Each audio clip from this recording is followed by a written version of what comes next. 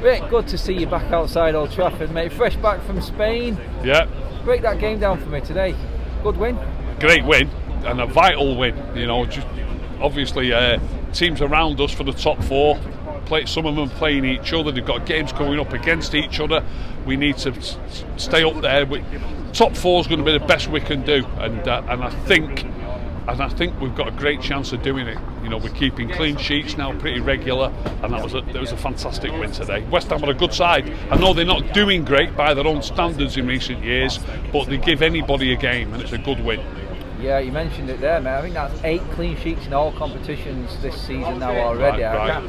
We weren't getting many. We didn't get that in all of last season near enough, we mate. Probably did, but it won't be far many more. Right now, mate, the amount of games we've played, you mentioned there the defence, that is the linchpin. That's where this team has improved, because it's a team defensive unit, isn't it, as well? Yeah, we're defending better as a team. Without a shadow of a doubt, the wide players are doing better. Rashford's doing better at it, but it's players like Elanga for me are underrated. The team shape with Elanga in it, and I don't look. I need to watch it again back on the screen. But watching the game today, I feel as though Elanga got subbed, and I feel as though West Ham dominated the game after that, and I'm not saying that was because Elanga got subbed. It might be a sheer coincidence, and they're obviously going to try and push on late on when they need an equaliser. But I did feel, certainly for the first half, that we were easily the better team. And then my feeling was, like I say, I want to watch it again before anybody comes in the comments and goes, he's talking rubbish. Anyway, of course they are. But I felt we were the better team for the first half, and I thought it was pretty even for 15 minutes. And again, it might be a sheer coincidence, but Elanga went off, and then for the last half hour I thought it was all West Ham, and I just feel as though the team shape's not as good. The manager, he needs to grow a pair. I don't know why he brought McTominay on. I don't disagree with him bringing McTominay on, but he obviously brought him on. People will notice that obviously Elanga went off. But really, McTominay, well, not really, he did. He came on in Bruno's position. So I'd like to ask the manager this: what's the reason for that? Why are you bringing McTominay on in Bruno's position? I'm pretty certain that his answer wouldn't be, I felt we needed Bruno on the right wing in place of Elanga, which is what he did. So if he feels, if I was a manager and I'm bringing on a midfield player for another midfield player, I would feel as though I'm strengthening my midfield, or I would have some reason behind it, whether he's more defensive, whatever that reason might be. I'm bringing on a midfield player for a midfield player, but he's shifting that midfield player out onto the wing and taking a winger off. There was an incident late on, and Bruno did okay on the wing, but he's not a winger.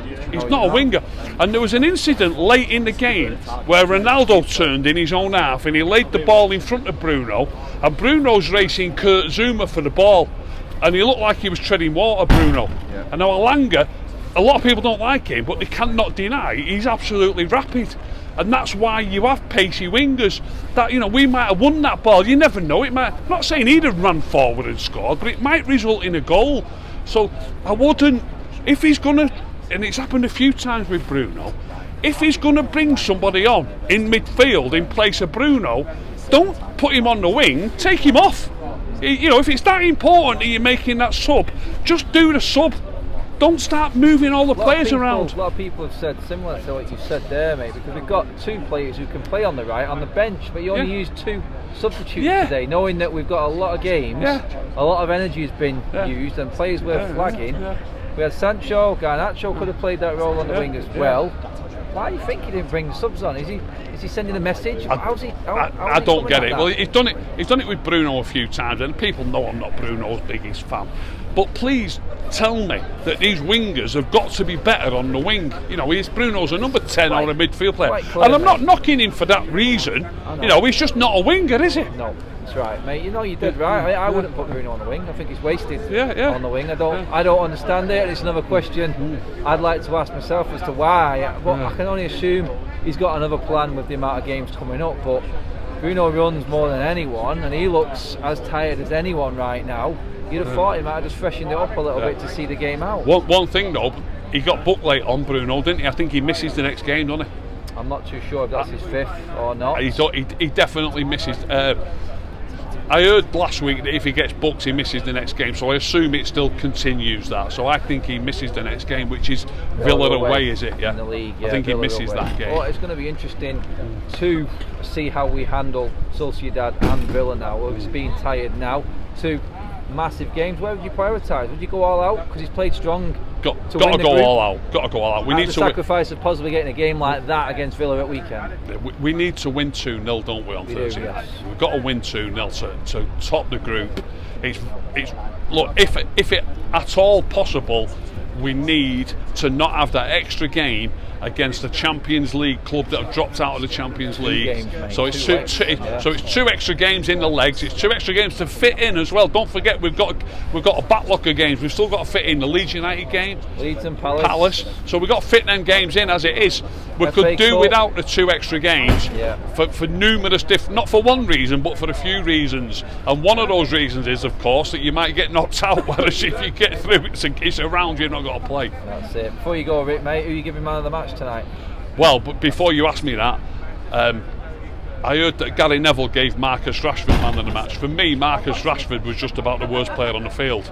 He gets the goal, and that's something else I'd like to mention quickly. It was his second header in a week and a few days.